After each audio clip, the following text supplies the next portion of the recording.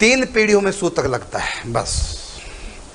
यद्यपि प्रश्न पूछा नहीं गया, फिर बता देता हूँ। सूतक 3 पीढ़ियों में लगता है।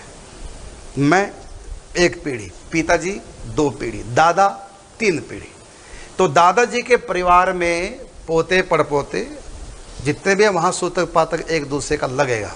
लेकिन परदादा के वंश में अगर आगे संतान में है, वहाँ से दूसरी शाखा पुत्र के उनके। जैसे परदादा के 2 पुत्र, एक हमारे दादा और एक उनका दूसरा भाई।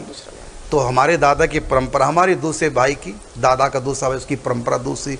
तो उसमें यदि मृत्यु हो गई या जन्म हो गया तो हमको सूतक नहीं लगेगा। क्यों?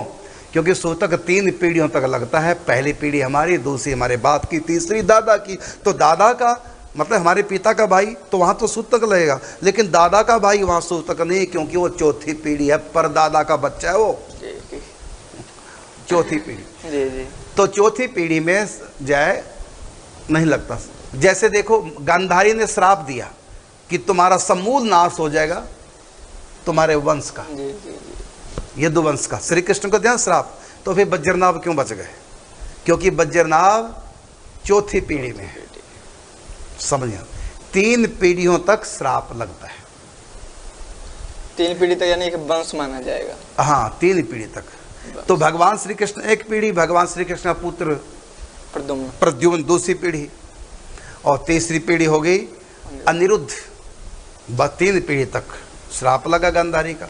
जब ही कहा कि आपका पूरा वंश खत्म हो जाएगा, तो 3 पीढ़ी तक कई वंश खत्म हुआ। बज्रनाभ जी श्री कृष्ण से 4थी पीढ़ी में थे, इसलिए बज्रनाभ बच गए, क्योंकि वो 4थी पीढ़ी में थे। तो 4थी पीढ़ी में सूतक पातक नहीं लगेगा। समझ गए? उत्तर आपको दे दिया। कई लोग प्रश्न करते हैं, जब समूल नाश यदुवंश का होना है, पूरे यदुवंश का नहीं होगा, केवल श्री कृष्ण के जितने आगे परंपरा में, माने कृष्ण के वंश का नाश होगा, यानी कृष्ण के वंश में जो उनका नाश, तो उनका 3 पीढ़ी, वो जो ताऊ चाचे वाले उनका नहीं होगा। तो यहाँ पर जो श्राप दिया, तो भगवान श्री कृष्ण की 4थी पीढ़ी में श्राप नहीं गया। इसलिए सूतक, कई लोग कहते हैं कि वे बज्रनाभ क्यों नहीं श्राप लगा, जब गांधारी ने श्राप दिया, बज्रनाभ कैसे बच गए? उसका कारण था कि वो 4थी पीढ़ी में। तो महाराज श्री केवल नीचे ही गिना जाएगा कि ऊपर भी गिना जाएगा? हाँ, ऊपर भी गिना। तो ऊपर के भी 3 पीढ़ियों से सबका नाश हुआ होगा ना? ऊपर तो पहले नाश हो चुका है, श्री कृष्ण की होंगी आगे पीढ़ियां। नहीं, जैसे श्री कृष्ण के पिताजी हुए, फिर उनके दादाजी, फिर उनके नहीं, श्री कृष्ण को श्राप लगा, उनकी आगे पीढ़ियां नाश हो, पीछे वाले ना, पीछे वाले नहीं होगी।